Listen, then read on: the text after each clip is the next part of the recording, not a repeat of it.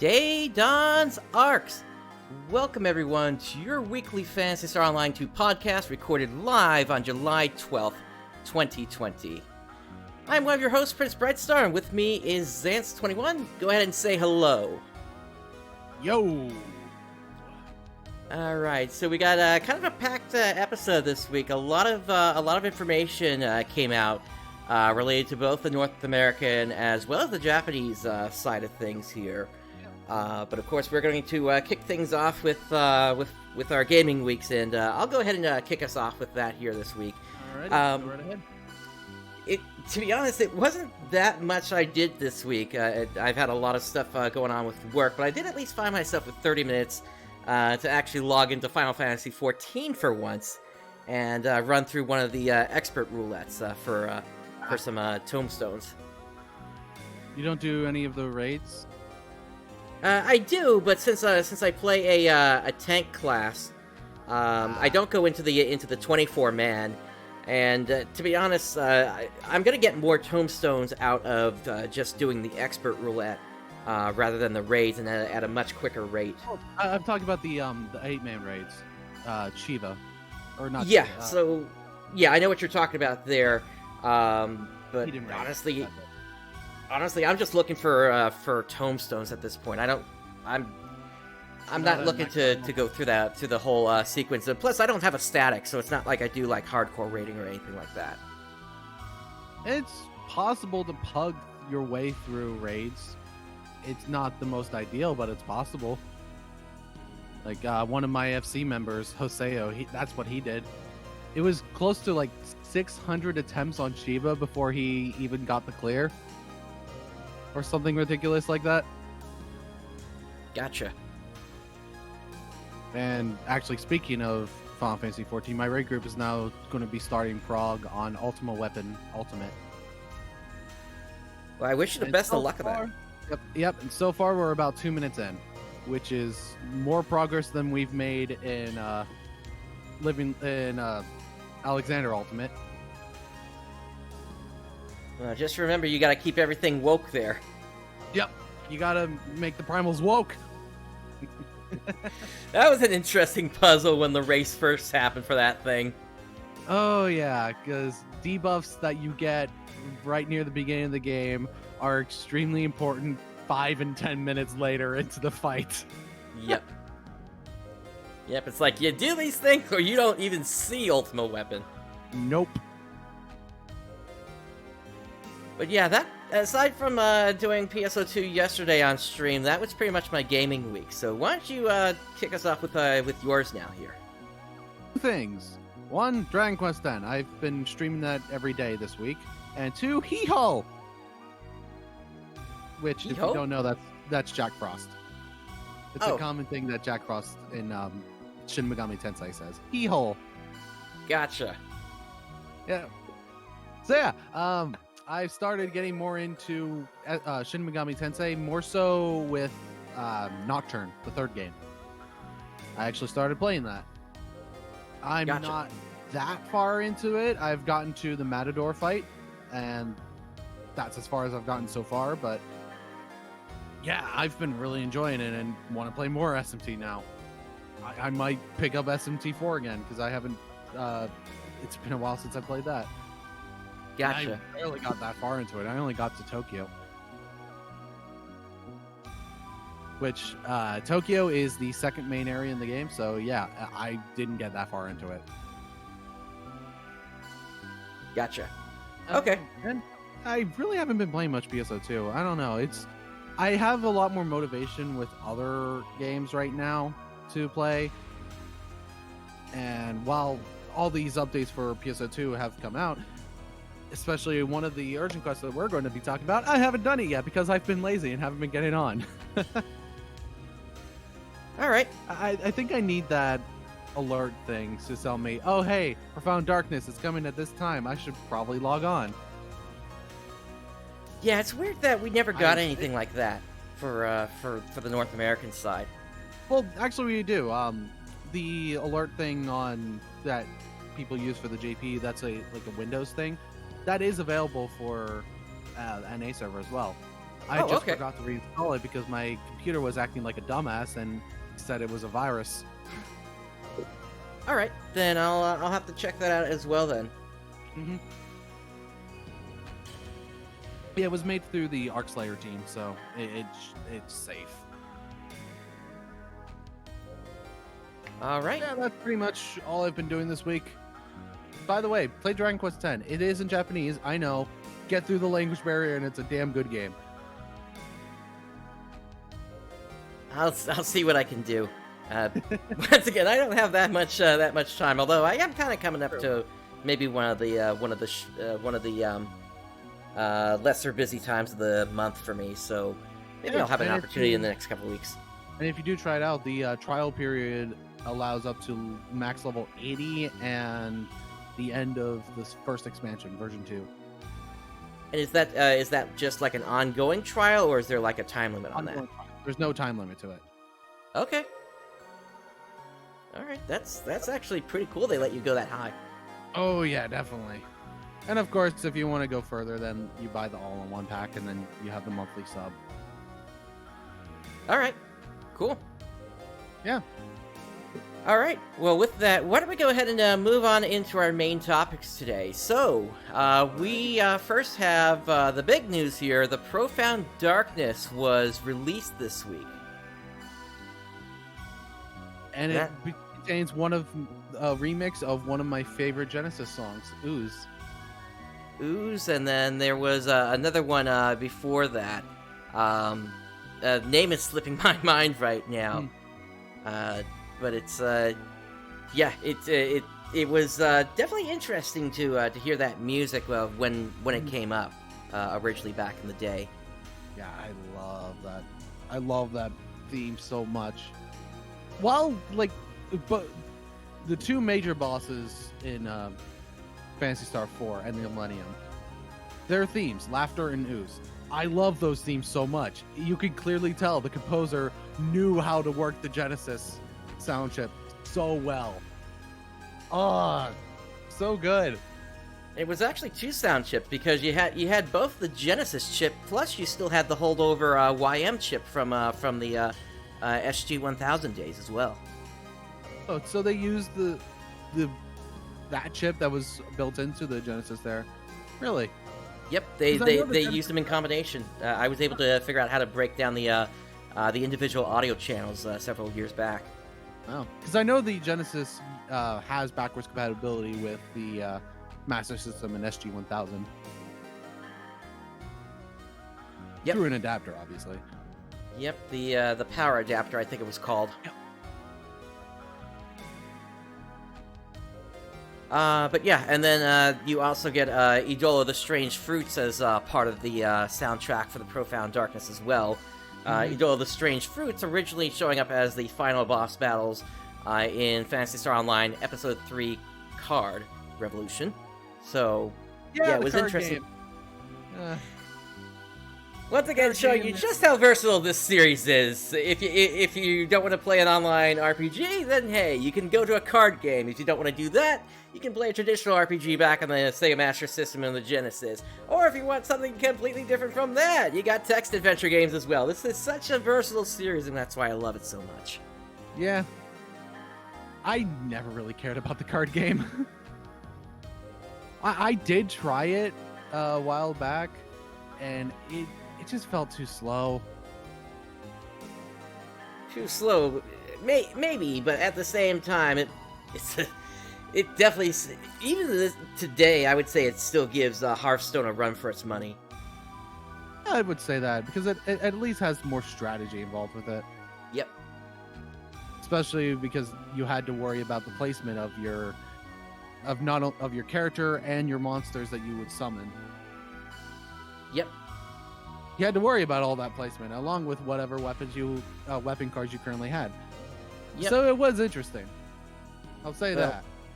Well, the way it broke down was if you were a hero side character, you could equip items, units, or not units, but weapons and shields and mags. If you were a dark side character, then you could use monsters. But yeah, with that, the Profound Darkness is revealed, and of course, the Profound Darkness, if you've been following the story, is basically something that was taken from Matoyville, taken by Persona, and you go through the fight. You've got Gemini up first, or Devil as they're called in Japan. You take out the castle, you can stun that using light-based techniques, and make him fall to the ground. Then the platform falls away, you take out the Profound Darkness, and once that's all done, you then learn that Persona kind of did something interesting there. And that is, he's basically taken the Profound Darkness back in time, or at least in terms of how the Profound Darkness sees things. We still see it as a straight line here, but essentially that explains why you keep fighting this boss over and over and over. That makes sense. Yep. And so, of course, there are. If you've gone through the story, you already fought one version of it. This is yet another version, and it's interesting. We got what a lot of players consider to be the weakened version of the Profound Darkness, in that even on extremely hard, it just melts. Really? Yeah, players are taking it down in between 5 to 7 minutes, basically. Oh. And that's including the Gemini phase.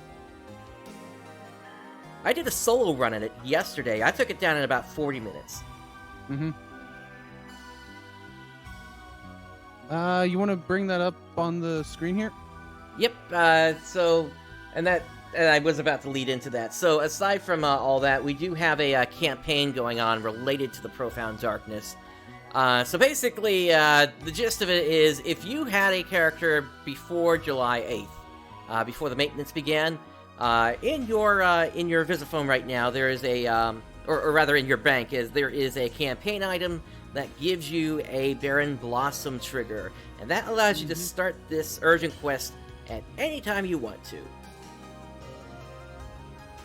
It's a single-use item, but it gives you the opportunity, if you just can't meet any of the times when the urgent quest is actually running, you can still run the urgent quest.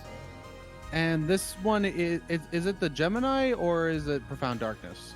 It's both. It starts with the Gemini fight, and then you move into the Profound Darkness once the platform breaks away. Alright. And you've proven that it's soloable. Yep. Alright, I might give that a chance then. Try to solo it myself. Just be forewarned, you're not going to meet the timer for the for when the second to last phase happens. You're going to go down, so just make sure to have your half already there. Okay. But other than that, it is soloable. Go ahead. I'll try to pop it in a populated block. Yep. Or we do an Alliance MPA if enough people are on. Yep. I'll look in probably later this afternoon, because I am busy this evening with Final Fantasy 14. So I'll log on later in this afternoon, see if we have enough people on, and or if enough people want to do an extremely hard trigger then. Gotcha. Yeah, I may be making a trip out of town for a few hours today, so I don't know if I'll be around, but if I am, I'll hop in. Yeah. Or maybe tomorrow. I'm not busy tomorrow evening, so. Gotcha. But yeah, that's... Anyway, back to talking about the stuff. Yep. And so that kind of leads us into sort of a little mini topic I want to bring up here as well, as we're kind of moving through things. So we have the Profound Darkness now. Yep. Next week is likely going to be one of the lull weeks where we don't have anything new except maybe a new AC scratch. Probably. The week after that, probably going to be Tower Defense 4, the new the Apprentice fight. Oh, really? And then the week after that, again, another lull, maybe just a new AC scratch. And then, barring nothing else happens, like a limited quest or any other urgent quests come up, and it's possible there could be one coming up, given that we are into the summer months now. So it's possible the summer urgent quest could pop up, which typically that takes place on Wolf Hall, and usually is themed around the Outrun music. But if that does not happen, then we are looking at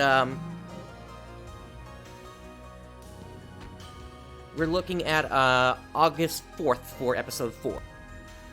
August 4th. Oh, that's pretty soon.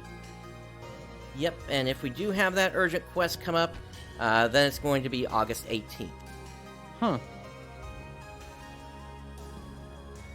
Well then, I'm really excited for episode 4 stuff, because minus the story, I really enjoy most of the content out of episode 4. Same The here. story is very iffy. Like I said, it's just way too meta for me. Yeah, you kind of gotta get past the initial points in it, and once sort of the first big bad is out of the way, that's when the story really starts to open up and get good. It's just the initial part when you have to do with Hitsuki, yeah. Yep, and I like what they did with her voice actor. Oh yeah, you know about the English voices, so Yep. I'm excited to hear them. Yep. So yeah, it's we're not that far away. It's really going to depend upon if we're going to get that summer urgent quest or not on Wolf Hall. If we do, then yeah, that's probably when we're going to also see the summer swimsuit AC scratch come out and such. Ace. So get ready to see two-piece and thongs on the servers. On all the male characters. Yep. Yeah, the Japanese servers got that, like, I think 2014, 2015, so it's been around for quite a while, and it's an outfit, not a layered wear. Yep. So that's all you're gonna see on them, unless they got accessories. Oh yeah. Including me. Yep. But yeah. So as I was saying, we got the trigger here for basically if you had a character set up before the 8th of July, then you've got that waiting in your bank, and you just got to make sure you pick that up before the next maintenance, which actually looks to be on 8/7. So actually, you know what? Based on this here, 8/7. So actually, that's on a Friday. So no, that doesn't line up with a maintenance. Okay. So yeah, if you made a character before the maintenance that happened on the 8th, then you'll be able to get this trigger. But yeah, the 7th is interesting. Yeah, that. So that just screwed over your theory then? No, it didn't screw it over. It's just they're hiding when things are happening. Yeah, because the distribution ends on a Friday. That's not a maintenance though. That's just on a Friday. Right, unless the only thing that I could think of that would explain that would be if, like, they're doing like a really extended maintenance for some reason. Maybe? Like, maybe they need to connect the shared ships and they don't know how long it's going to take on Azure, but that doesn't make any sense. Yeah, because currently, like people have mentioned, the challenge mode is only on your ship. Yep.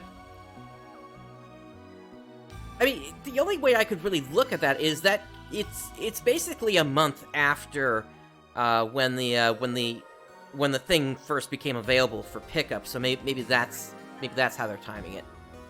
Probably. Still find it interesting that they're ending distribution on a not maintenance day. Yep. But with that, let's also take a look at some of the other topics that we got here, because it's not just only the urgent, or rather the Profound Darkness that came out. We've also got the ship transfer option available, finally! Yep. So, if you accidentally made a character on ship 2 and you want to go to ship 1, which is the much, much, much better ship, then you can now finally transfer it. It does cost AC. And it costs 700 AC as it shows there, and your character will then transfer over to the next ship after the next maintenance happens.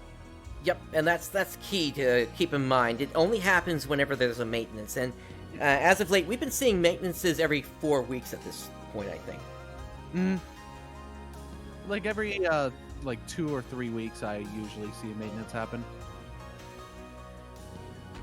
But yeah, it's interesting that they waited this long to bring it out, especially after what happened early on when during the closed beta, ship 1 filled up instantly, and then they opened up ship number 2 after that, and so people couldn't play with each other. I know that you accidentally made a character on ship 2. Now you can transfer the ship 1. Yep. But something you do need to keep in mind is not everything transfers over with you. Nope. Let's see here. There are some eligibilities for transfer. So you must have the necessary amount of AC in your account by the scheduled maintenance following the submission of your ship transfer application. So it's not that you need to have it in your account when you submit for the transfer. It needs to be in your account when that maintenance is actually going to happen. The character you seek to transfer must not have been banned or have restricted use of the game for any reason. If you are the captain of an alliance, you must have at least one character on your account who is staying aboard the ship you are transferring from. And the character you seek to transfer must not be the group leader of a group chat. Oh, that's interesting. Yep. And then it is possible to return, but you will have to submit another application of ship transfer and payment, and you'll then have to wait until the next maintenance after that. Yep. So, only transfer if you're absolutely sure you want to get off of the hellhole that is ship 2. I'm throwing so many jabs right now. Oh. Yep. And then the other thing is there is a way to cancel your application for transfer if you need to do it, and you can do that through the menu as well here. The other thing to keep in mind is not everything is going to transfer with you. I think if we go under this link here, yeah, here we go. So, this page here has all the information on what is transferable. But if we come down to here about what is not transferred, you don't get to keep your remodeled personal quarters. Let's see, kudos counter does not get transferred, registered jukebox does not get transferred. Oh. But the big thing with me, because I have some jukebox, like I have some music that I registered, that one of them being PSO music. You can only get those PSO music through the memory badges, so ouch. Yeah. And then kind of the big one of what does not transfer over. Storage items, so things in extended storage, premium storage, Game Pass storage. What the heck is that? We don't have that. Pickup storage and alliance storage items. Is this a feature that's going to be coming in the future? Talk to us, PSO2 admins, please. What is this? What is that? Is that just for Game Pass Ultimate, or if you just have Game Pass in general? Because I canceled my Game Pass Ultimate because I don't use my Xbox anymore. Is this supposed to be our? Is this supposed to be our replacement for one-time password storage? I don't know. Like, we did talk about that originally. Yep. Because originally we did see Game Pass storage, and we were questioning what the hell that was. And that's still there. So what the hell is it? Exactly. This doesn't make any sense. This is months later, and they're still talking about this thing. Is this thing coming or not? I don't know. You know what? I gotta tweet him at this point. What's going on? Hard. But yeah, also, collection sheets, if you've got that going, those are gonna get reset, to nothing, including if you've, I believe if you've unlocked them as well. And then ARK ship competition, stars in possession, and contribution points. That was interesting to see there as well, because that means... yeah, that means... competition. Yep. Are they actually going to be bringing that on board with between ship 1, 2, and 3? And you also lose your casino coins as well, it looks like here. Not my casino coins! I have 40,000!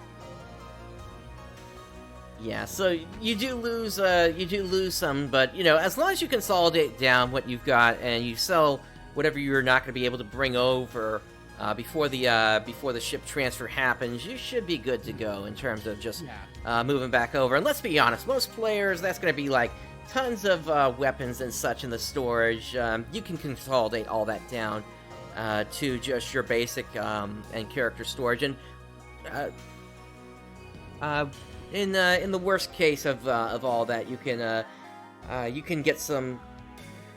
Actually, I don't know if the extended character storage would carry over or not. I would hope it would.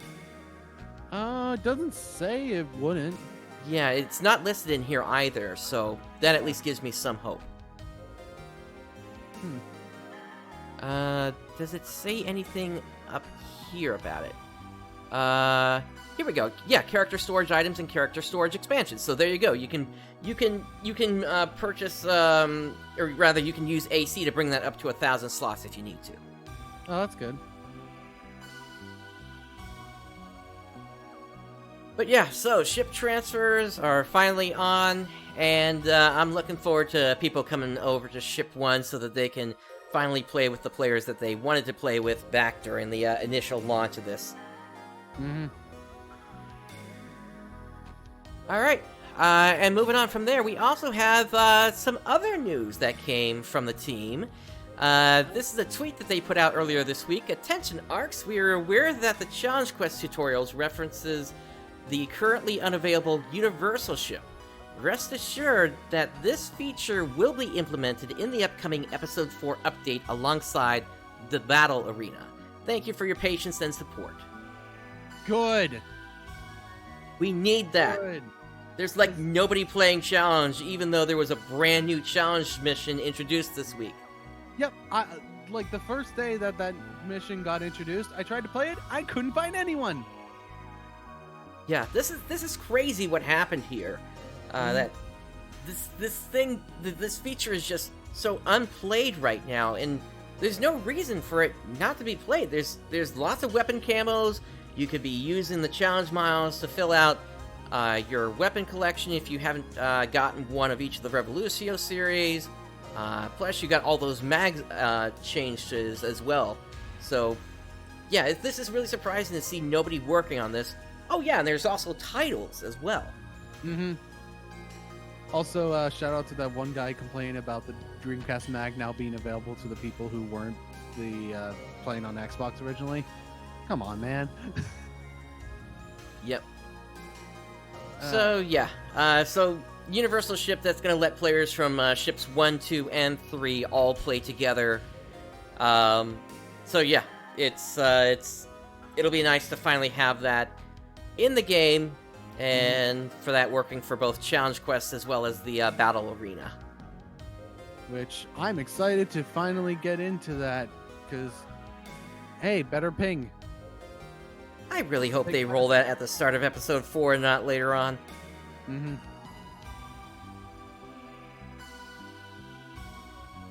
Alright, so with that, let's kind of now start into sort of the major site updates here. Starting with the information that they gave us after the scheduled maintenance here. So, this week we got several new campaigns. We got a login campaign to get experience tickets. Finally, something useful. Yep. Each day you log in, you're well, we'll cover that in a little bit here. There's an ARKS Boost rally going on. Why are we still looking at Shax and Vax here? Hey, there's a camp. Go ahead. People who still need to get experience points to level up. That's the big thing. That might be the big thing, but at the same time, once Episode 4 hits, we're going to get those bonus keys, and the point of even doing that at that point is just going to go away. Yep. And then nobody will do them except for getting titles. Yep. That plus we're probably going to get that 4th featured quest finally. Mm-hmm. Which along and spamming to get experience points. Yep. Along with that, we've also got a campaign for clearing story quests. We already talked about the questure distribution for the Profound Darkness. And there's also a Mission Pass play campaign. We've also got new content for an AC Scratch ticket, the Silken Dreams. And thank you very much for the raid there, AK Diley. We've got a fun... Say again? Welcome everyone to our podcast. We talk PSO2. Indeed. We got a new Fun Scratch ticket going on here.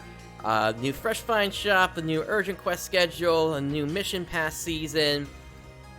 And they also addressed several issues with the Braver and Bouncer skill names to revise them to be consistent with other skill names in the game. So basically they replaced the word dodge with sidestep. Yeah. Or actually, no, they changed it a little bit more. So dodge attack turned into sidestep strike. Advanced dodge turned into sidestep plus. Dodge attack turned into sidestep strike. And, oh, actually, it's named the same on both of them. I get what they're doing now there. Wait, no, Braver's dodge attack is sidestep strike, and Bouncer's dodge attack is now sidestep strike. So it's just changing Braver's and Bouncers' names to be consistent with other skills. Yep. Makes sense. Yep. And that pretty much does it for the overview. Let's move into the individual topics here. So, we've got the new Urgent Quest and Concert schedule here. Once again, Kuna is showing up on stage here. And looks like for today, up next is going to be this one here. Blue color, that's going to be Profound Darkness right there. So, at 11 a.m. Pacific Time, 2 p.m. Eastern Time, you'll have the Profound Darkness.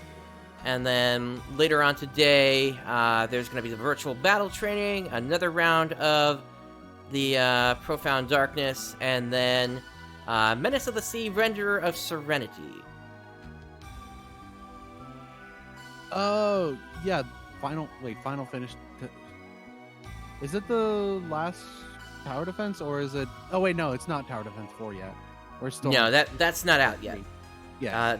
We're thinking that's probably going to come out in like 2 weeks, actually. I remember 4's the one that has that big giant monster at the end. Yeah, Apprentice. Okay. Yeah. And then everyone gathers together and shoots a giant laser at it.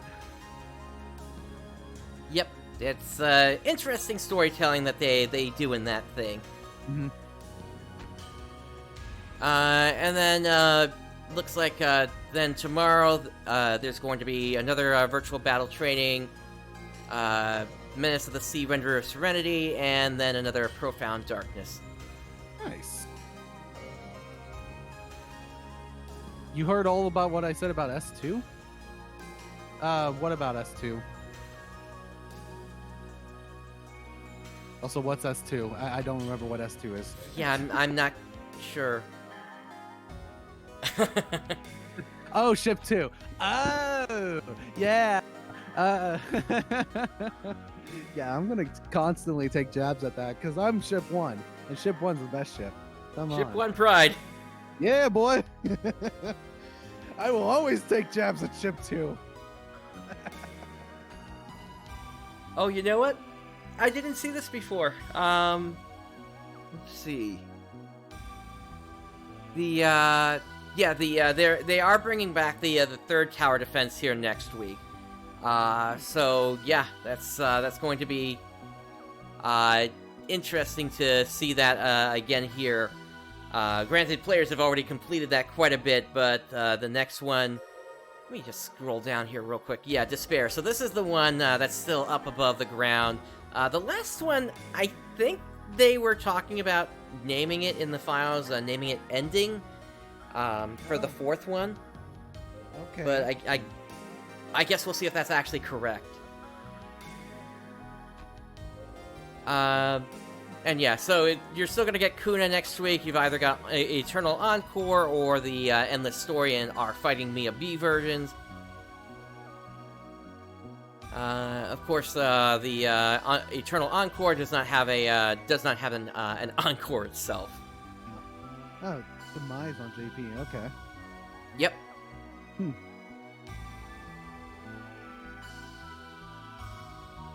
And then, yeah, that takes us into whatever's going to be coming up after that, the week after this. So that's probably when we're going to get the 4th tower defense then. And that is my favorite of the tower defenses. Demise ending thing. I'm not sure I understand that. I guess it kind of makes sense. Demise and ending close to being synonyms with each other?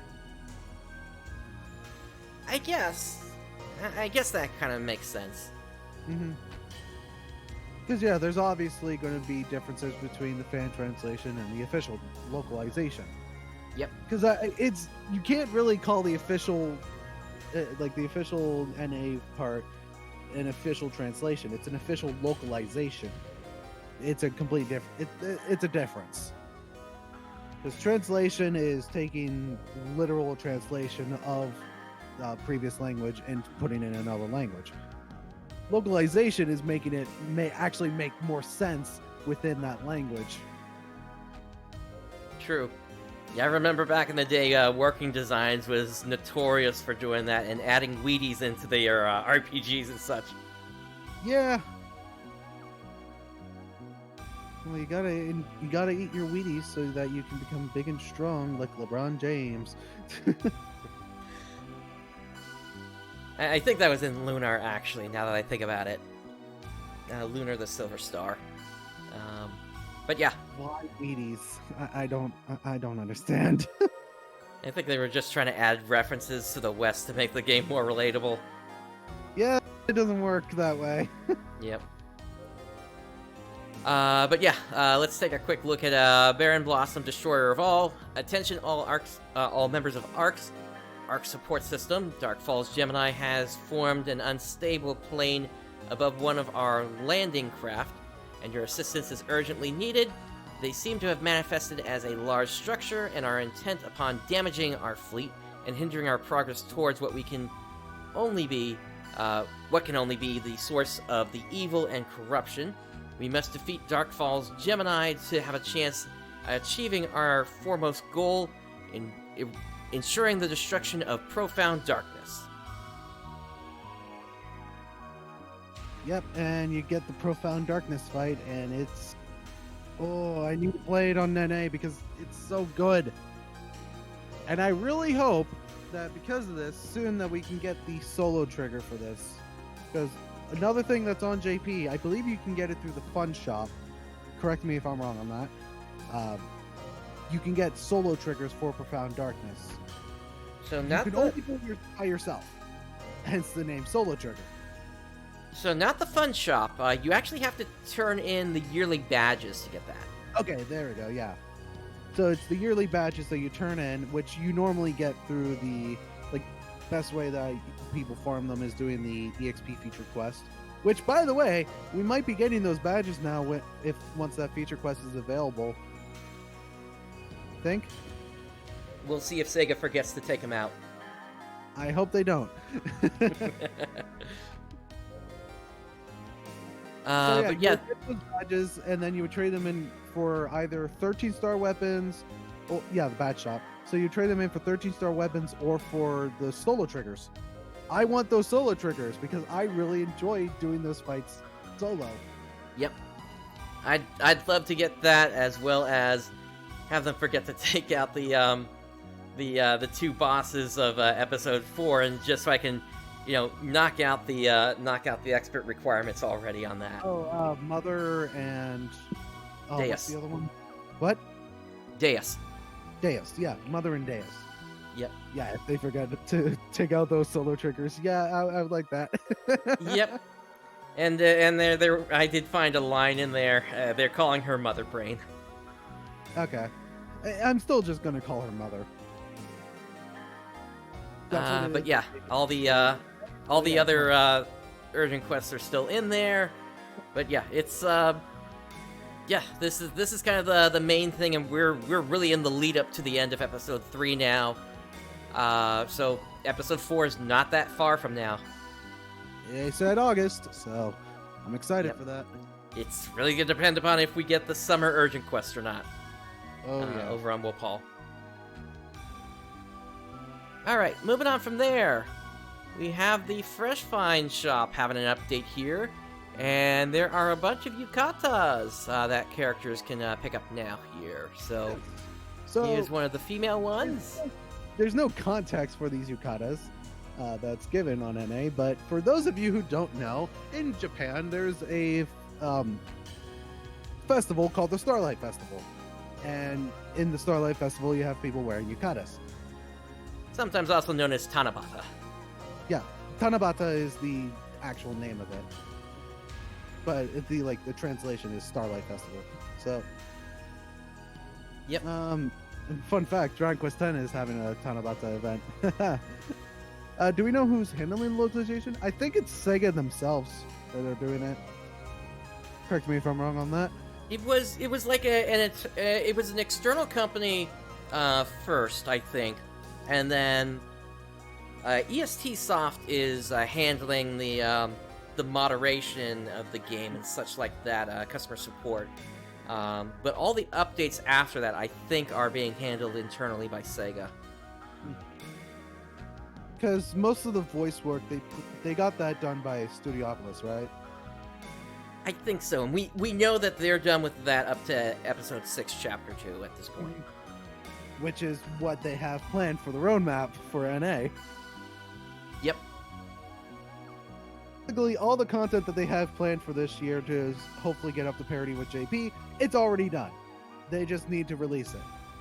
Pretty much, yeah.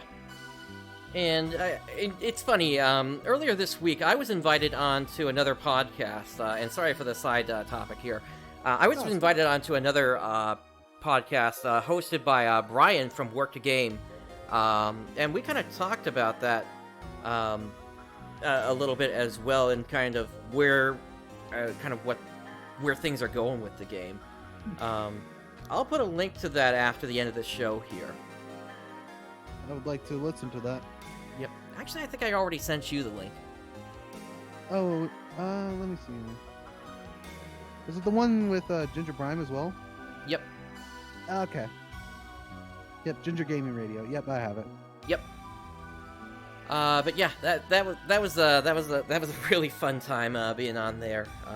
And Brian said he'd love to come on the show at some point as well. So awesome. Yep. More the merrier. Exactly.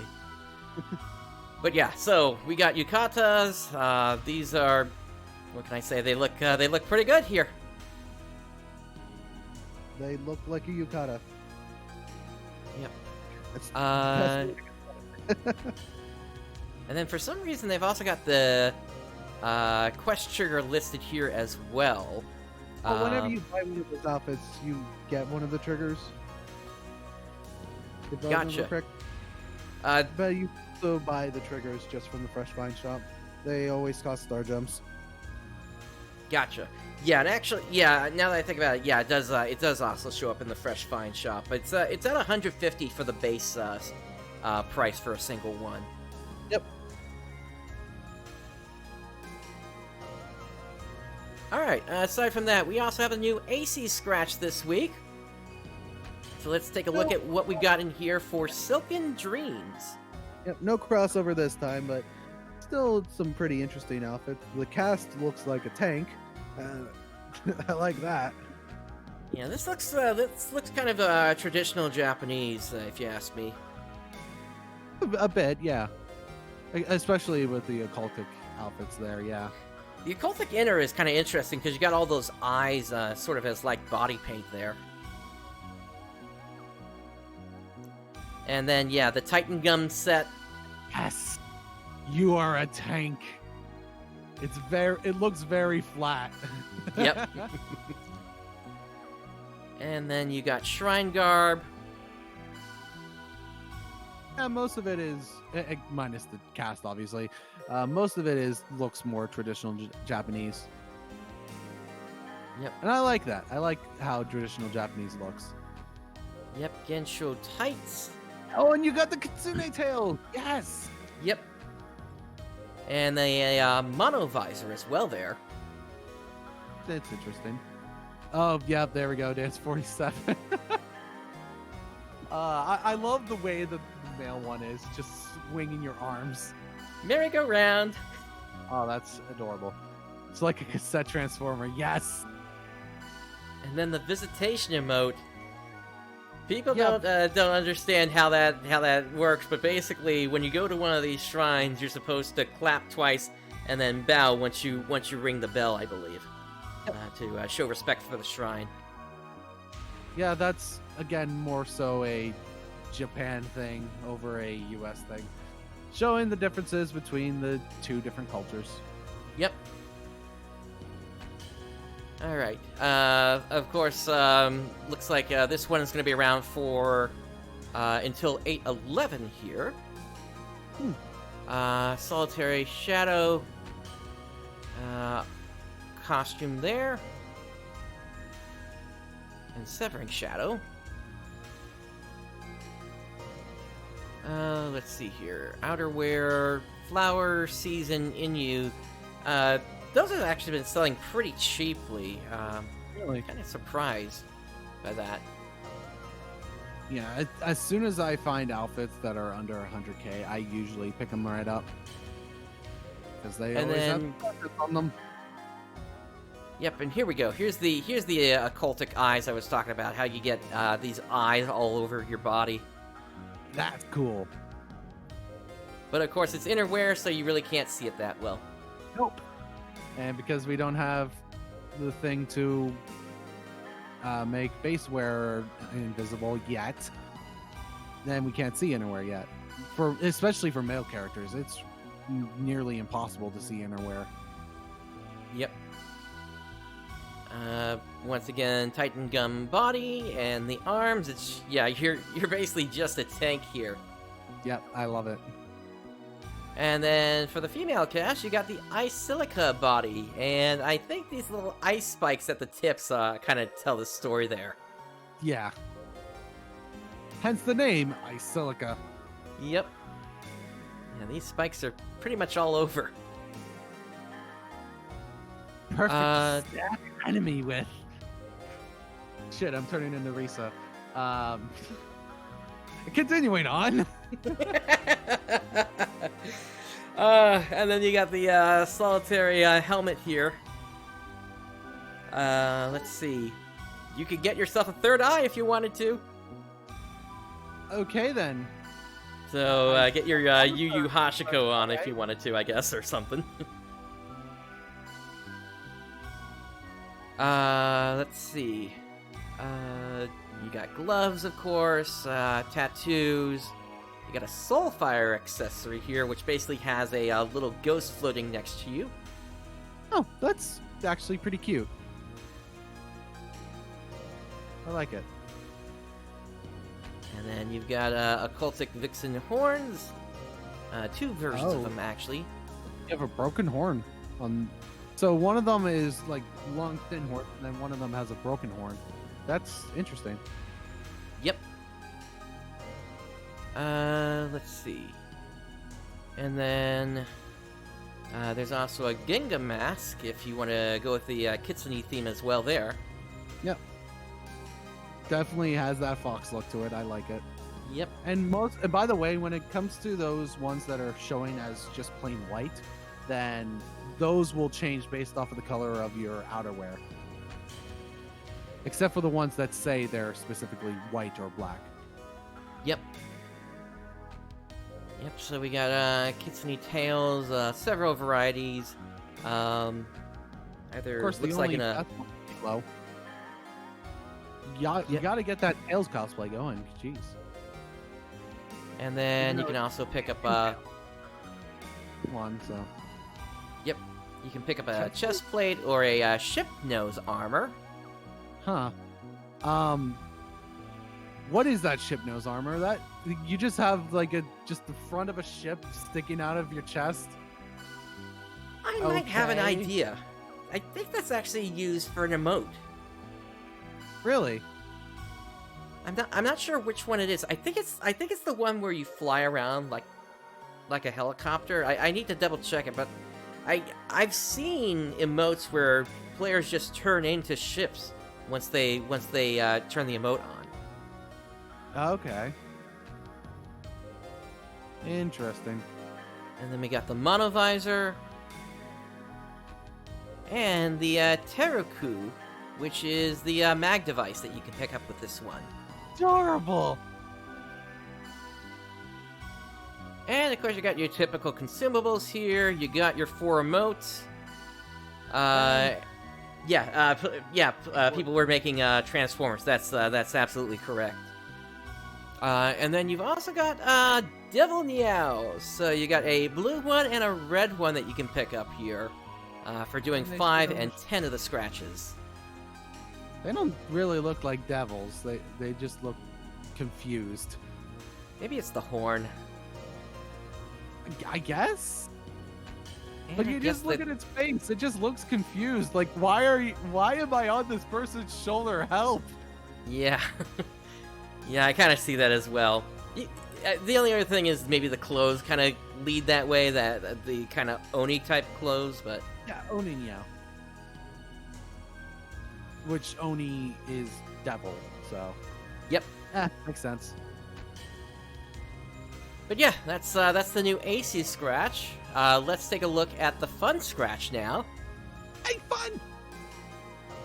Oh, we got an afro. Yep, you got an afro. I'm still waiting for the skinhead or bald look here. Yep. I did finally pick up a mohawk, actually. That seemed to be the closest thing I could do for my character for the time being. Let's see. Interesting. A dish antenna. Okay. Why? It's probably more for Cass, if you're asking me. Yeah, it makes sense, but just you have a dish antenna and then the shoulder cases. Well, if you're making a tank, yeah, there you go. You got your shoulder cases for your missiles. Yep. It's a shame you can't fire those things. Oh. Party! Party! Everyone has a party. Yep. And then we got several more colored umbrellas. I think we've seen other colors in the past.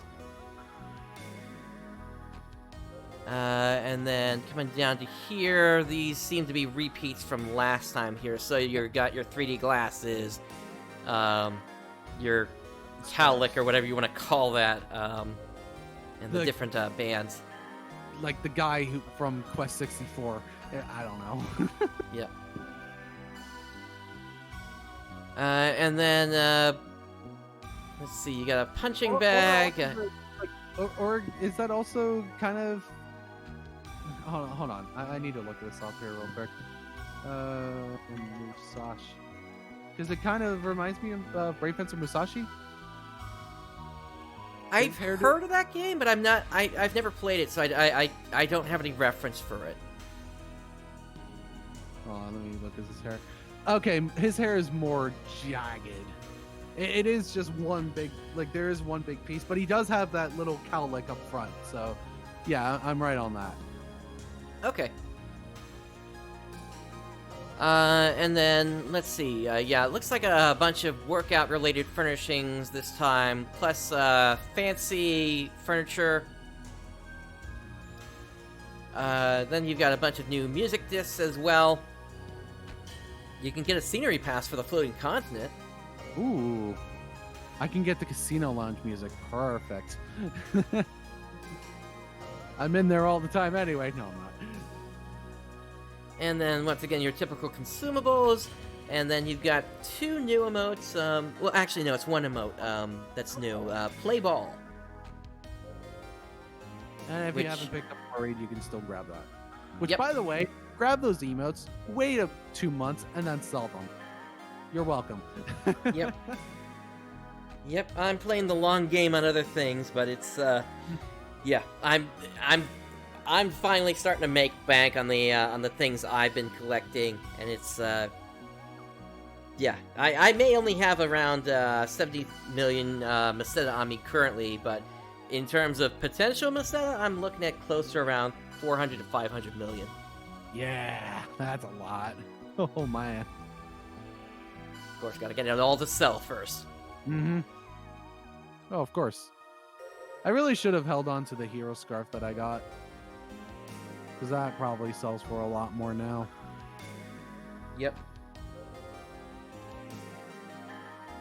Alright, so that takes care of the new scratches. Let's move on now to the new mission pass. So this is Season 5, Yep. and interestingly with this one, we're seeing some repeats with this. Yep, right there in the normal tier rewards, it's a repeat of the Summer Festival bow and the 7 Lillipin.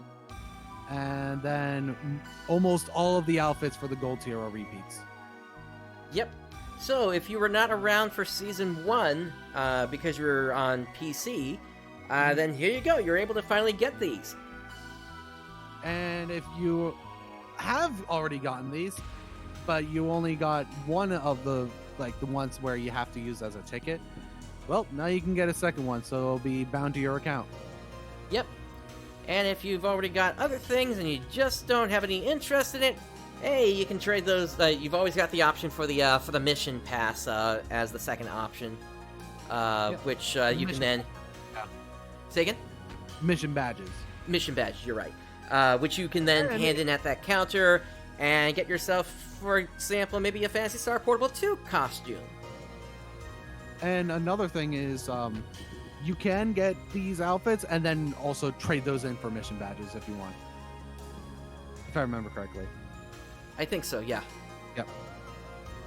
So yeah, if you have copies of outfits that you don't need, then yeah, just trade them in for mission badges. Yep, so...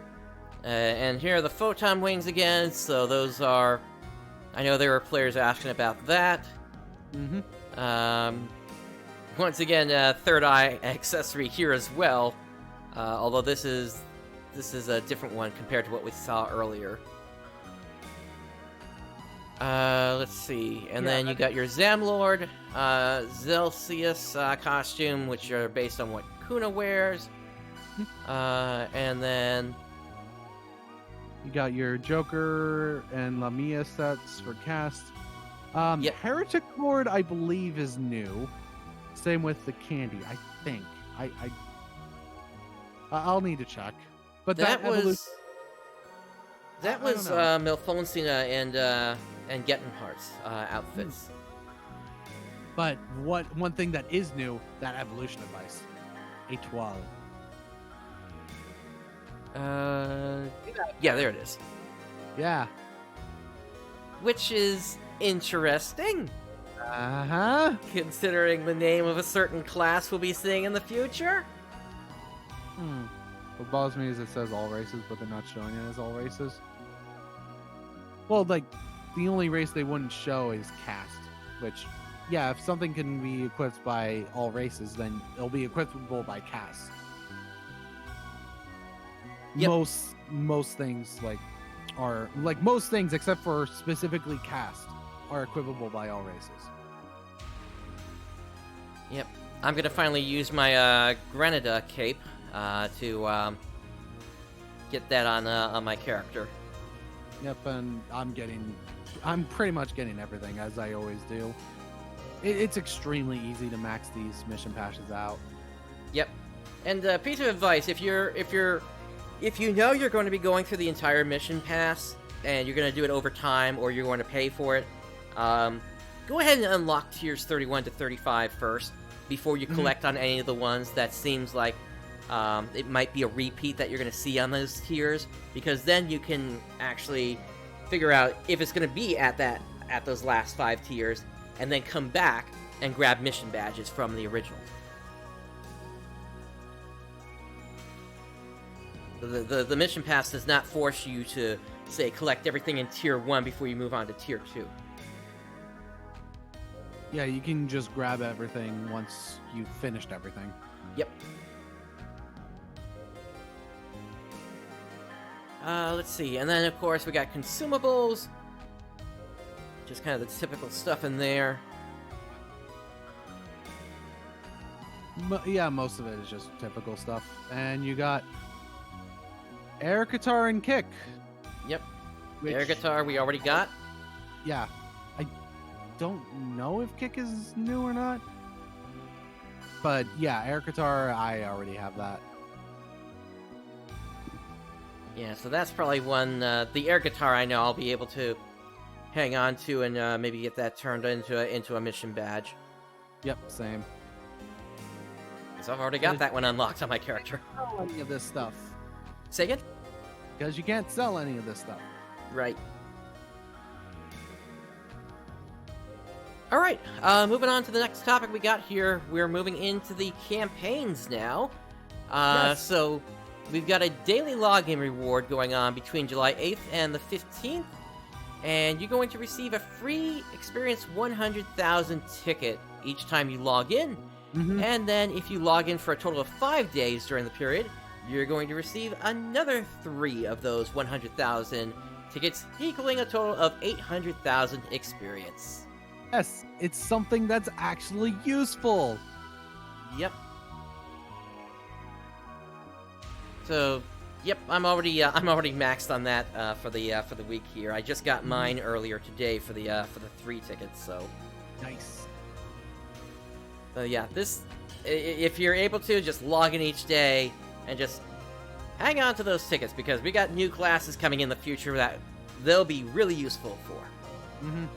Or you can use them to level up your alts or your alt classes. Yeah, but this close to episode 4, I would say hold off on even doing that because, true. bonus quests. Yeah.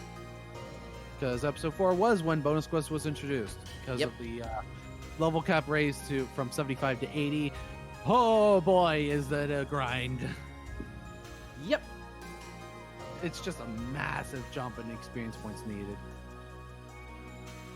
Yep, reminds me when they brought it from level 40 to 45 and they forgot to revert the changes they made to the leveling system back then. Oh. It was like you needed like 5 or 6 levels worth of experience just to get 1 level there. And Sega forgot that they had changed the leveling system to be much shorter back then. And so they had to do an emergency patch to fix that. And basically, once players logged back in and gained their first set of experience, they leveled up 4 or 5 times in a single shot. Whoops! Pretty funny. Yeah, this was way back, I think it was 2013 that happened. Okay, moving on from that, we've got another ARKS boost rally going on. And so, same story as usual. This time the qualifying quests are the city area, the seabed, and Nightfall Province. You do very hard, you get 10%. Super hard, you get 20% bonus on this. And then you can boost this up to a total of 150% experience and rare drop rate. You've also got some featured rewards here, including a mini Unga fundage. Yep. So that's the only that reason one. I'm be doing the boost rally is just for that Mac device. And then you've also got a Sidstrid weapon camo. Looks okay, but it's probably just katana, which I don't use katana. Yep. And so you need to complete one of each of the 3 missions before it all tallies up into your total. You also have a thing for clearing each of these quests 3 times over the next, between this week from the 8th until the 21st. If you do each of these missions 3 times, you're going to get a ticket, a 20 star gem ticket for each of them, totaling 60 star gems. Yeah. Free star gems is always good. Yep. And then you also have a... I'm going to do them solo because there's not many people running Advanced Quest as of late. due to like most people now being at 75, and also because no one's going to be doing shacks. Revulsive weapons can be gotten through challenge points, and when it comes to the better 13-star weapons, Nemesis and Slave, yeah, you need to do Ultimate Quest for that. Yep. By the way, I finally imported the symbol arts I had over from the Japanese side, and so I now have a symbol art that has Shax, and it's Barkley to the side there. Nice. Yeah, if you imported your symbol arts, if you want to change any of the symbol arts in the Alliance room, go right ahead. Let's see here. And then we've also got a login bonus here for the between the 8th and the 21st. As long as you log in, you're going to get yourself a set of free advanced scalpel. Yep, you get A, B, C, D, E, F gun. Yep. You get 10 of them each. Yep. And just for reference, they never added an extremely hard advanced quest, so Shax is the highest that ever goes. By the way, I hope you understood that reference I made there. Say one more time, sorry? A, B, C, D, E, F gun. I'm trying to remember where that was. Was that from ADSF movie? Yes. Yeah, it was from Mass Stuff. Okay, let's move on to the next campaign here. Clear story quests here. So, you have until August 4th at the beginning of maintenance. Hey, there we go. August 4th.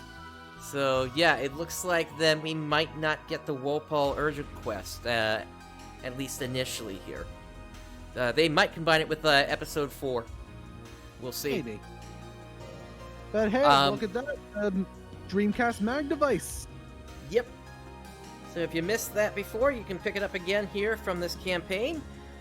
You need to... So if you clear up to the end of episode 1, you're going to get Tri-Boost plus 100% for clearing Final Goodbye. For episode 2, if you clear The Reason for My Birth, you'll get another Tri-Boost plus 100%. And then if you clear The Reason Behind Your Birth from episode 3, then you'll get the Dreamcast Evolution device. I am really curious why they did not do the Ultimate Defense, which is actually the final mission of episode 3.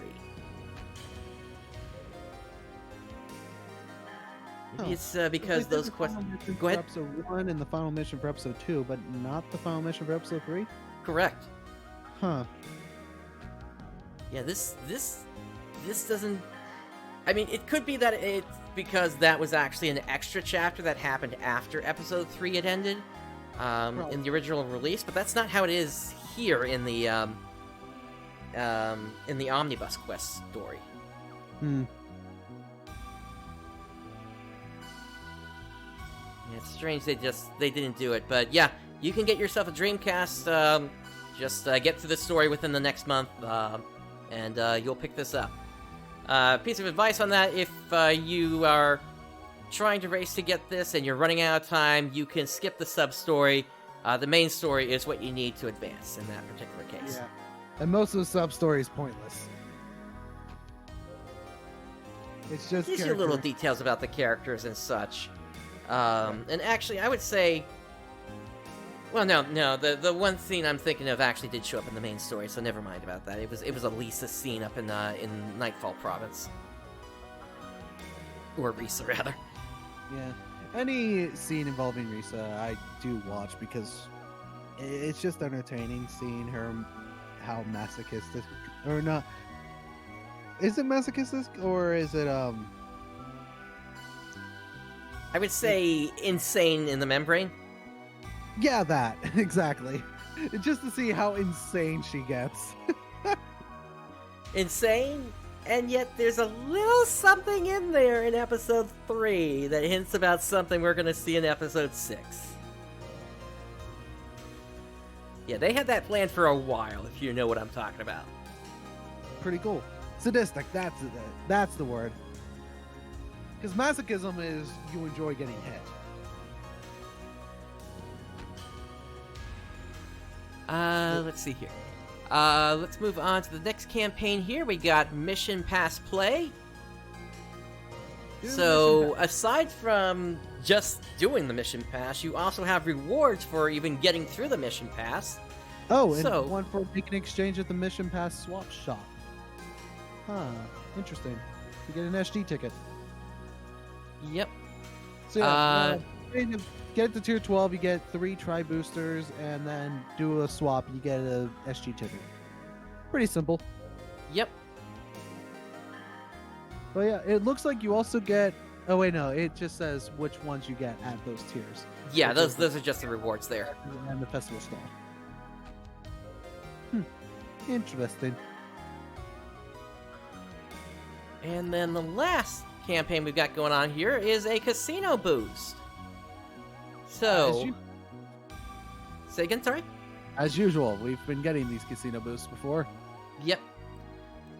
So we went through a big series of them yesterday, and so next week is when we're going to get the next round of them here. So on Wednesday, it's going to be the Rappy slots, or rather Thursday, Arkema slots.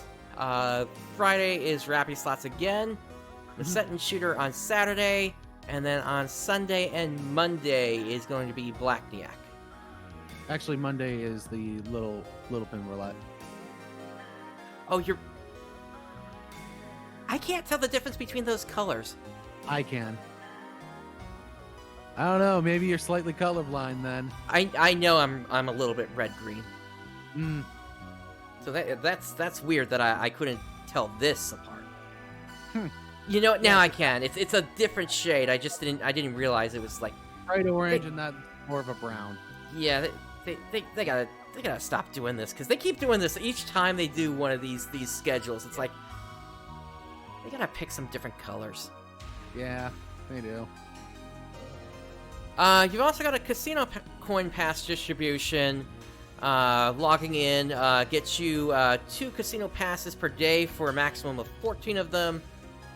And then if you log in for a total of 3 days, you get 5 casino coin passes. I will start on the 15th. Yep. All that on top of the current campaign that's still going on with the Independence Day holiday, whereby for each character, by playing 1 round of Arkema slots, you can get 3 more casino passes. Mm-hmm. For a total of 2,700 per day, I think. Which is pretty significant. Yep. Or is it 3,000? It might be 3,000. Each casino pass gives you like at least 100 casino coins. Correct, and then randomly it'll give you 200 or 500. Yep.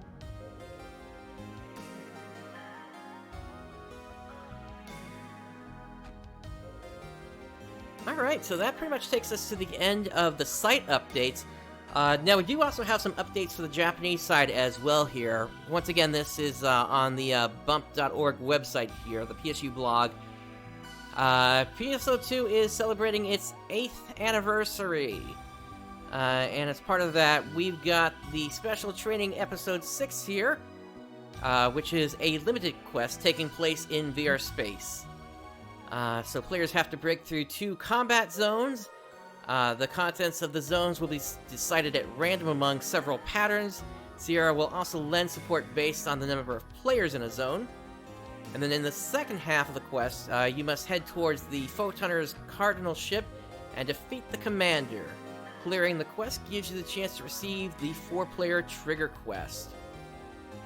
And so, popping up the image here, yeah, we can see in the background here, there is Shiva. Or at least a VR Shiva. approximation of her. And for those of you who don't know, Shiva is a very important antagonist in episode 6. Yep. And as part of your rewards, there's that giant cannon we were talking about previously. That looks cool. Yep. So that's a camo. And then the 8th anniversary event, they're doing both an individual point reward as well as a ship point ranking. So with individual points, as you go up the number of points that you could potentially get, you get new rewards at each tier, and then the ship point ranking, depending upon where you place, is going to determine what rewards you get. What's the web panel? Web panel is we're gonna get to that down here actually. So the first of this first period for this lasts for the 8th anniversary. Wait a minute. They're also talking about a lottery here. The lottery will contain in-game items and real-life goods. Players will be able to collect lottery tickets, collect multiple to increase your chances of winning. So yeah, they've got various dates for all this here. So for the individual point ranking, that's going to last from July 8th until the 21st. Second period for that is from the 21st until August 5th. The ship point ranking goes from the 18th until the 19th. And then period 2 goes from August 1st until August 2nd. So the ship point ranking only lasts a day. Yeah, but the real life goods. There are still foreign people in the U.S. who play on the JP server. Would they qualify for the real life goods then? I think only if they have a shipping address set up, but I would, in the sake of safety and not getting your account banned, you might want to pass on picking up those lottery tickets, if I'm being honest here. But the lottery does go from July 15th to the 21st, and then from July 29th until August 5th. And then you've got, of course, your typical assortment of items. The event food here appears to be some sort of a donut. You can get a Liberate Unlocker key here. So if you got another weapon that you need to turn into a Liberate weapon, you can use this here. And then you've got an assortment of weapons. These are good as basic weapons if you're just starting into Episode 6, but they're not that good, really, beyond that. You really want to start looking towards the Liberate series if you can at that point. And then you've also got even light beam is better than those kind of weapons. Yeah. And then you've also got the AC Scratch. We've seen these previously here. This here is the female flight suit. And then we just got some others here. Yeah, here's the male. Glorious mouth stickers. Yep. And then we also got this robot outfit here, ALS Terminal Doll. Which it looks like one of those mini Gundams. Yep. And then you've also got a Revival Scratch here, Accessory Select and Mystery Bag G. So that will give you some other accessories and things as well here. Will be filled with item sets of layered wear and parts. Yep. So it's basically a gacha on top of a gacha. Yep. And then if we come back to the top of the page, let's see. Where was that? You know what? I think it was actually out here. Yeah, here we go. So the ARKS Connect memory. So this is basically the what the web panel is talking about. So by obtaining points, aside from everything else, you also unlock other rewards. So they've already gone through several tiers of this here. So already we've unlocked one login stamp, an extra 100% fun, Rappy Medals 30 for PSO2S, Casino Super Boost, 100% Gathering Fever Rate, 100% Battle Coins, 100% Challenge Miles, 150% Experience, 150% Meseta, 200% Experience for Season 3 Story Quests in episode, or rather in PSO2S. Recycle Shop, 20% off. If you've been saving your 15% or your 15,000 experience tickets, this is when you want to spend those to convert those into million tickets. You got a Star Gem Recycle Shop, 20% off. A limited AC Recycle Shop, 10% grind success rate, 10% affixed success rate, 15% new type weapon experience rate, 150% rare drop rate, 150% rare enemy occurrence, 150% rare drop rate. They're currently at 47 million. Next tier is at 50 million. And honestly, I think either we're going to see a new camo or mag, or we're going to start getting into the point where you start adding an additional percent for each tier you continue to go up, which adds on to the fixed success rate. Or you find, or like maybe enough points get made, and then one of the panels is no cost grind again, and no cost grind week. Well, actually, that's going on right now still. Yeah, which by the way, that is going on right now on JP side.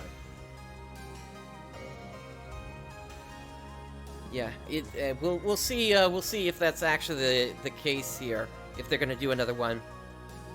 Once again, here's the schedule for everything, and then if you're doing a PSO2, you can get 8th anniversary badges and gain points from the limited quest. If you're on PSO2S, look for missions tagged with this tag here. And by completing them, you'll get 1 point for normal, 2 points for hard, 3 points for very hard. Super hard gets you 4 points, and extra hard gets you 5 points. All adding into this here. And I'll be honest, this is the typical event that they do every single year. This is nothing really that unusual for Sega to have something this huge going on. Yeah, it's always anniversary event always happens. Yep. Typically one also in January for the Vita launch, although this might be the last, or rather earlier this year might have been the last time for that.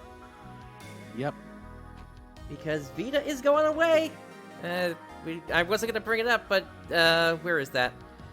Vita is going away. Let's see. Yeah, Vita going away. They have that plan to end September 16th, at which point we're probably going to see minimum specs for the game go up and all that sort of crazy stuff along with it.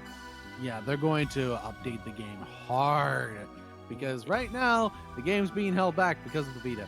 It's been held back since episode 4, or at least in my feeling.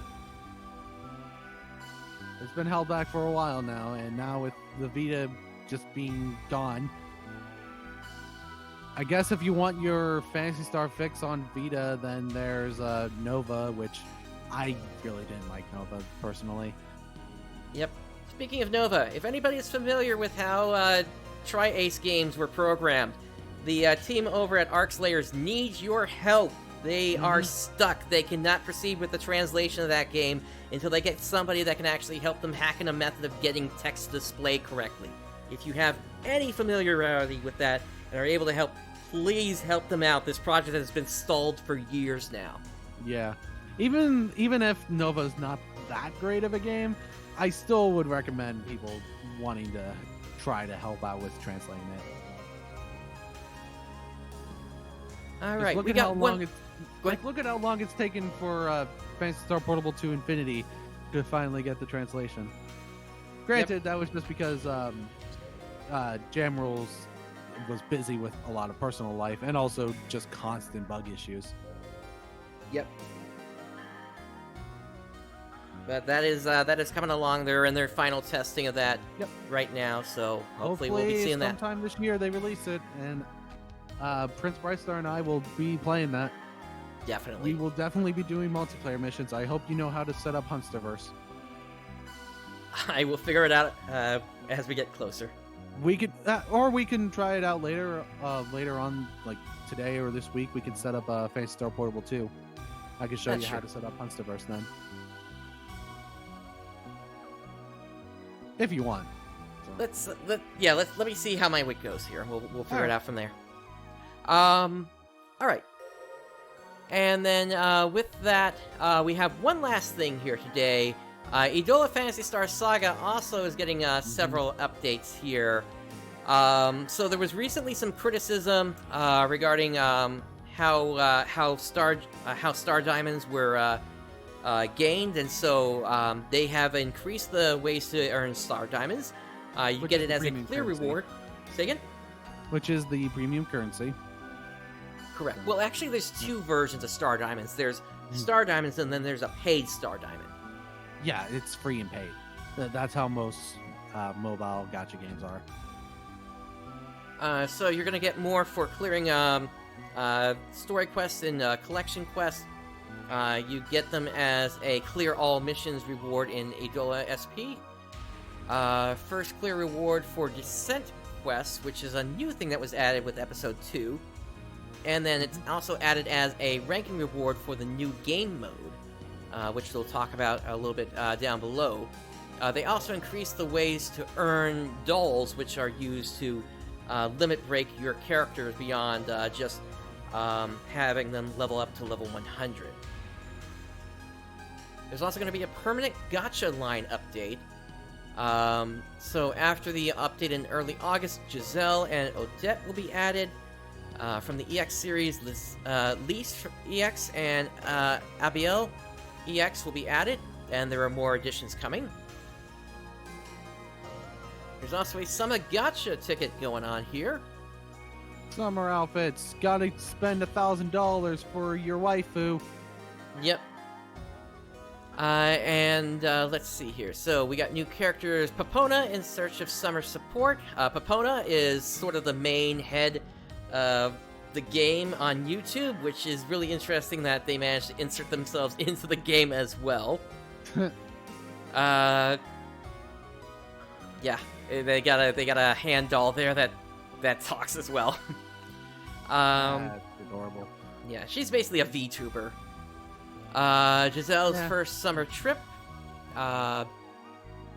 Giselle has a wind attribute. Oh, and Papona has a fire attribute on them. And then I made this joke earlier. Ignore that the Idola logo is there.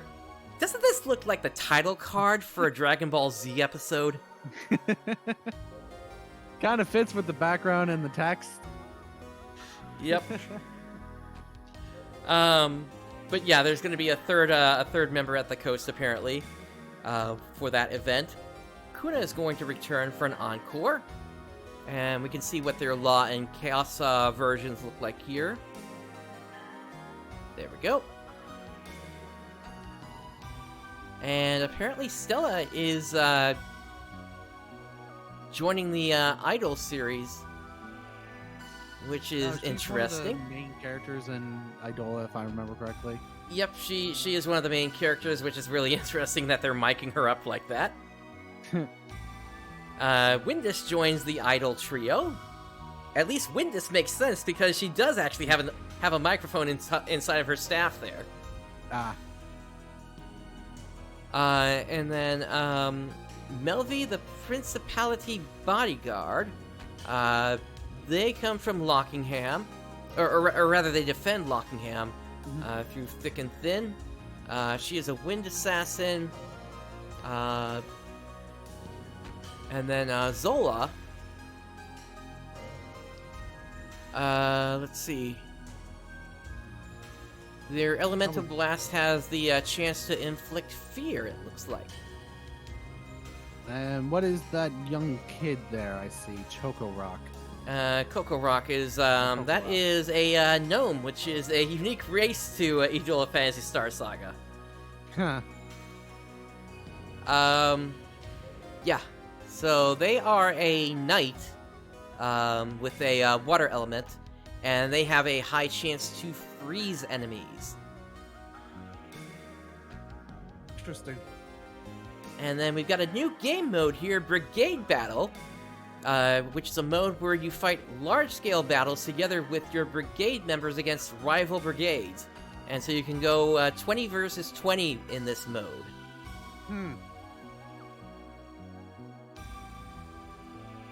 And then they also got other updates here. Brigade maximum capacity goes from 15 to 20. You can only be in one brigade instead of two now. Whatever the second brigade you were in will be removed, and a new function will be implemented to replace inactive brigade leaders. The amount of party slots you have will also increase from 8 to 10 to facilitate the addition of the new mode. So that's interesting. So does that mean we're going to get yet another Law and Chaos character in our parties? That's going to be really interesting to see. And it could make some older missions easier to complete. So instead of having 4, you would have 5. Yeah, that's what it seems like they're doing here. And it might also be a chance for them to also fix something that's kind of been bugging me about the game for a while now, and the fact that characters on screen go from left to right, but the party stats go from right to left for some inexplicable reason here.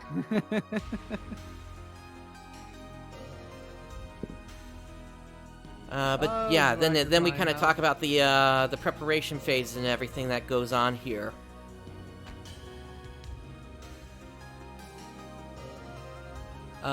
Whoops, lost it. Hang on. Where was it? Here we go. So, yeah, in the preparation phase, you design your attack and defense team. You also choose a bonus flag, which gives unique boons to your team.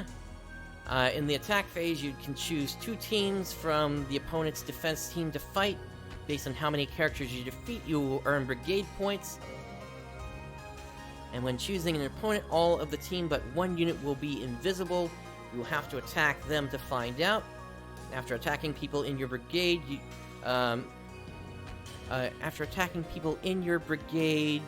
okay, there's a word missing there. I'd say you can see what you fought and their statuses. Okay. So it's kind of like you have a fog of war going on initially. In the preparation, go ahead. I will say this: at least Idola actually looks much more interesting and more fun than S ever was. Yeah, they're definitely expanding this thing out, that's for certain. I don't know, maybe I'll try it out. I can get past language barriers. I played Dragon Quest X, so yeah, I can get past language barriers. Let's see, in the preparation phase, you can check 5 bonus flags for both your attack team and defense team, respectively. They have various effects, such as boosting characters of a specific type. And after the Brigade Battle has finished, you can collect various rewards. You'll earn a new currency called Brigade Coin. These Brigade Coins can be exchanged for various things in the Melissa shop, like Platinum Dolls, special symbols, and even an all-new type enhancer that allows you to strengthen a character's specific type. You can boost Brigade Coins by using special boosted characters. And then there is the Summer Gathering Quest. To celebrate the summer event, a limited gathering quest will be held featuring the largest amount of characters so far, including summer characters. There's also an Idol collection quest. With the release of the Idol characters comes a special gathering quest, Ares Knights Red and White Live. It features 2 Idol groups, the female trio called the White Compass, and the male duo called Northern Lights. Following later in August, Part 2 of the Gathering Quest, we'll also get Vandor's Summer Vacation. And then new dangers descend into Descent quests. A Hydra-type Idola called Diabolos threatens Vandor in this new addition to Descent quest. Exchange Descent medals to get the new unique weapon Aqua Gladius, based on Coco Rock's sword. There is also a chance to drop Torbjorn's staff Balor Gaze. And then there's a Twitter retweet campaign. At 1,000 retweets, you get 100 star diamonds. 2,000, you get 100 star diamonds in a limited doll. 3,000, you get 100 star diamonds in a platinum doll. Retweet that tweet, and then rewards are given out to people. That's it. Yep. And there's also an Arena Summer Team campaign. So, 10 battles fought, 1 Half Moon Candy. 20 battles, you get a Universal Soul Fragment. 30, you get a Universal Weapon Fragment. 40, you get a limited doll. And 50, you get a Platinum doll. And then there is a Summer Illustration Contest going on. And depending upon how many entries they get, you'll get 3 Gacha tickets for 10 entries, 3 Summer Gacha tickets for 20, and limited doll for 30 entries. And that does it for all the Idola updates. And that's pretty much everything that we had for this week. Did you have anything else, Zance? Not that I can think of, but I will say that if you haven't played Portable 2, I would highly recommend it. You can easily play it using a PPSSPP. And if you do play Phantasy Star Portable 2, there's a Discord involving Portable 2 Infinity and also just Portable 2 that has people get together and play the game online. The way we do that is through a thing called Hunsterverse, which is which originally was set up for Monster Hunter, hence the name Hunsterverse. So yeah, let me see if I can link the Discord here, if you don't mind. Yep, go ahead. And while you're doing that, I'm also going to link the link to the YouTube replay for the stream I was invited on. Oh, that's right. I have that turned off. If you can put that in our chat, Zance, I'll put that in. Oh, okay. So here's the link to me going on with Brian from Work to Game earlier this week, and then let me scroll down to yours. This is the Discord link that you were talking about, Zance, here. Yep. So yeah, even though we're coming to a close on the show here for today, there's still a lot of other things that you can do within the community if you're looking to jump off from here and keep up with things. But yeah, thank you. That's all that we have for today. Yep, that brings us to the end of this episode. On behalf of Zance and myself, thank you for joining us today. Day has dawned. Have a great day, everyone. Johnny.